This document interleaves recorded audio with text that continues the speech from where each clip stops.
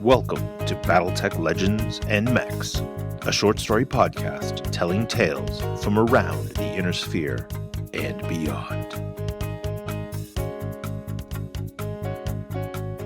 Good evening, gladiatorial sports fans. Welcome one and all to the first exhibition match of the new season of the League of Independent Solaris Training Stables. For those of you asking, negotiations with camera operator unions is going very well, and with a little bit of luck, we might bring them back to the table before the heat death of the universe. Unlikely, but hey, anything is possible here on Solaris 7. I'm your host, Marks, and next to me in the relative safety of the recording bunker is my co-host, Drake Grim Phantom. Oh, it is good to be back. I have missed all of this. The roar of the crowds, the sizzle of PPC bolts flying overhead, the explosions, and that smell. What smell? The smell of victory hanging over the ground like a thick fog. I'll have to take your word for it, Drake. All I can smell is coffee and sweat. Same. Now, as many of you know, we are still in the process of repairing and restoring most of the stables, arenas, and battle mechs, so you would think that our options for combat tonight would be limited. But no. Oh, most definitely no. That's right. We're going to stick with the basics for a while, take things way back old school combat like your great-grandparents would have watched while pouring a frosty... what did they drink 100 years ago? I don't know. Alkaline water with a squeeze of lemon? Oh, come on. Be real. People weren't stupid 100 years ago. They were just, stuck in the third or fourth succession war. And that's what we're bringing to these exhibition games, until we can get to the fancier parts and newer mechs operational at least. Don't think of these mechs as old, mothballed machines that we stumbled across in a scrap pile. No, these are classic machines that we have restored to their glory days. And we're starting the season with our most popular duel format, Lance Commander. In this, each of the teams will have two battle mechs, but you only need to destroy the heavier mech to win. In the case of a tie, with both heavy mechs destroyed within 10 seconds of each other, then the win goes to the team that destroyed the more valuable mech. And if there's still a tie, then whichever team destroyed both mechs wins. This adds a delicious layer of chocolatey strategy to the battle. Do you try to take out the lighter mech first and bring more firepower against the Lance leader? Or do you ignore that lesser threat to focus all your firepower on the big guy? And do you bring a heavy mech capable of soaking damage to keep in the fight longer, or just focus on raw firepower? Always more firepower. That's certainly one way to do it. Enough preamble. Let's get to the match. You got it.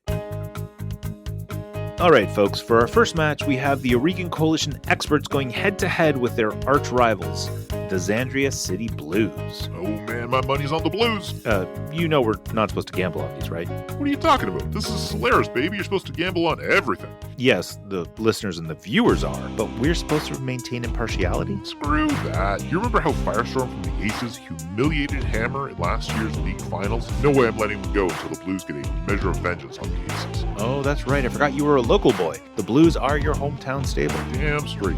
And I don't mind telling you right now that I'm looking forward to them raining fire on the red and gold heads of the Aces. Speaking of the Aces, here they come. First up, we have Abby Speedy Hussein in her Jenner JR7D. Speedy is right. The JR7D has those 4 Argrub medium lasers and the Thunderstroke SRM4 giving it a surprising amount of punch for a 35-tonner, but it's that speed that's the real threat. 118 kph is fast, letting it get up close and swing hard before running or jumping away to safety. Assuming it doesn't bake the pallet before that, those old Jenners run hot, like Nona Fantome's carne asada. And right behind Speedy is her captain and teammate, Jake Valor Hernandez, in his Centurion CN9-A. You know I love the Blues and hate everything about the Aces. Impartial observers, buddy. But even I have to admire that Centurion. It's no Yin Lo Wang, but even unmodified, that 50-ton beast is hauling around a Luxor D-Series AC-10 and a Luxor 3R LRM-10 and 3 Phototech 806 medium lasers. Don't forget that one of those lasers is rear-mounted. A nasty surprise for anyone who tries to get a good angle on Valor. Oh, do you hear that? I hear it. Do you hear that? That's what I'm talking about. Bring out the heroes. Heroes or villains, that is the anthem of the Xandria City Blues. First up the ramp is Hank Duster Pascalia in his Panther 9R. Look at that war machine. Unlike the sloppy red and gold of the Aces. Hey now, I like the Aces paint scheme. The Blues are resplendent in their blue and silver, and that Panther 6.5 tons of armor, the deadly Lord's Light particle projection cannon, and the Telos 4-shot SRM, deadly mech, that'll range. Sure, but for the 35-ton mech, that top speed of only 64 kph and 13 single heat sinks, it's going to struggle to keep up with that PPC. You know that they say the Kellhounds blew out more Panthers in the lead up to the 4th Secession War than there have ever been people named Sam. Huh, I believe it. True? Who knows? But right behind Duster and his Panther comes his Lance leader, Raquel Blasto Schill in her Rifleman 3N. I mean, if we got a Centurion on one side of the field, we are almost contractually obligated to have it go up against a Rifleman. 60 tons, same speed as the Panther, letting the two of them work together in tandem to take down their targets. 2 Magna 3 large lasers, 2 Magna 2 medium lasers, and a pair of Imperator A AC-5s. Blasto is the queen of firepower in today's match. Firepower isn't everything. 10 heat sinks means she's going to have to be constantly aware of her heat or she risks shutdown or ammo explosions. Firepower is everything in gladiatorial combat, Marks. Everything else is just trying to bring your firepower to bear. I'm not sure that's true. But the combatants have reached their starting mark, so we're about to get underway. Just a quick word from our sponsors and we'll be ready to go. A single peach tree, melted ice from a glacier, to honor your thirst. Senzawa Rikyu, the finest Nihonshu, available in the Uniosphere. Find it at your local liquor importer.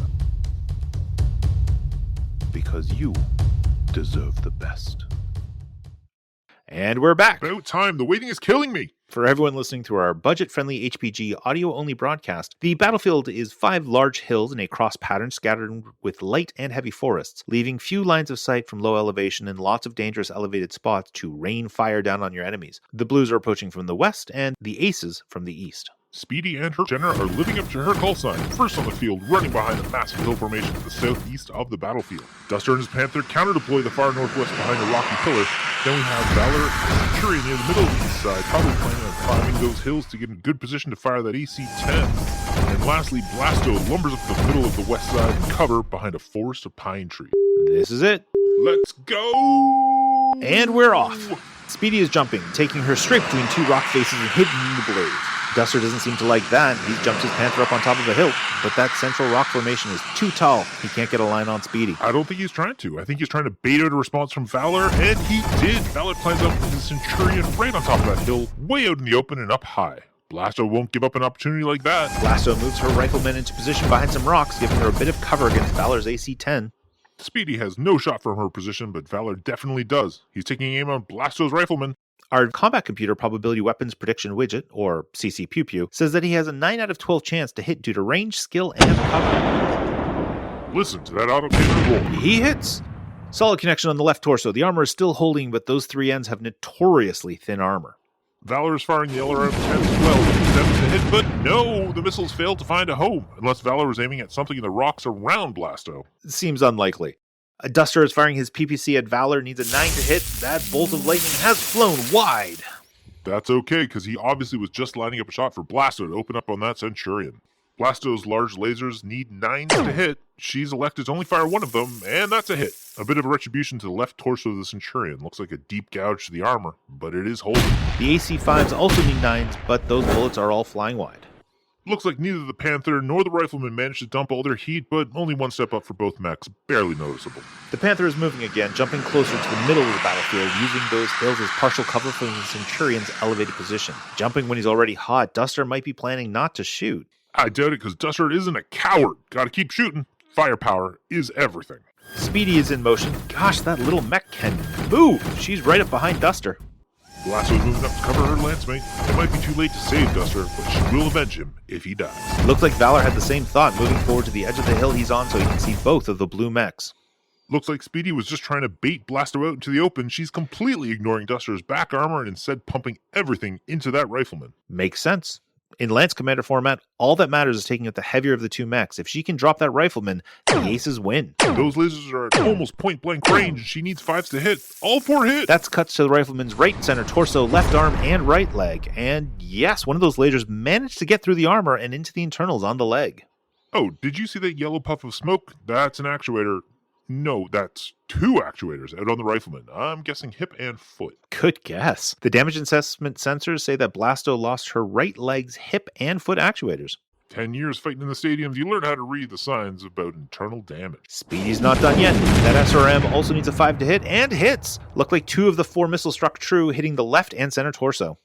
See, this here has proved that the Aces don't train their mech warriors well. Speedy basically hit that Rifleman once everywhere besides the head. It's not what you want. All those shots that hit the same place, Blasto would be in a real tough spot. Oh, but it's not over yet. Valor's lining up his AC-10, looks like he needs an 8. Misses. Those bullets are tearing up the ground something fierce, but no impacts on Blasto. See, bad training. But the LRM, needing a 6, they hit. 8 of his 10 missiles strike the target on the Rifleman. Big hit to the right torso and 3 missiles hitting that crippled right leg, and Valor's fighting his medium lasers at the Panther. Okay, I'll admit that's a gutsy move. He's too far from Blasto to bring the lasers to that party, so he's starting a new one on the Panther. The CC Pew Pew says it needs 12s to hit, so it's more of an act of desperation than anything, but as expected, they both miss. Too bad. Now who's being biased? I just meant... Yeah, we all know what you meant. I don't have time to argue with you, because Duster and his Panther are firing on Valor, needs an 8 to hit, and nails it. That PPC has struck the left torso again. No way the armor's taking that hit. He hit the same spot that Blasto nailed with that large laser. It goes internal. Oh, looks like it hit something critical. Oh, I know it's internal on the left torso of a Centurion 9A. Whoa! Well, that's it. It is all over with the destruction of Ace's Lance Leader. The Blues have earned their first victory of the season. It's too bad it's an exhibition match, but even so, the Blues have sent a clear message to the Aces. They aren't playing around this season. Blasto's shots fired at the Centurion are wasted, but that's okay because the Xandria City Blues win our first match. Looks like Valor managed to safely eject before the ammo explosion, so I'm sure he'll be back and looking for revenge next time he's on the field. Time to send him and Speedy back to the simulators, folks. Poor weapon grouping and Speedy spent too long out of line of sight, meaning that Centurion was drawing way more fire than it could take. It's also possible the Aces have just forgotten how fragile third succession war mechs really are. Either way, the new season of the League of Independent Solaris training stables starts off with a bang. We are back. We are so back. Next match we have is an early clan invasion matchup between the Grey Hunters and the Emerald Predators. Mad Dog versus Stormcrow. I can't wait. Thanks for joining us. You are welcome to send any feedbacks, questions, or suggestions to marx.battletech@gmail.com. Until next time, I'm Marcus. And I'm Drake. And we will see you on the battlefield. Good night.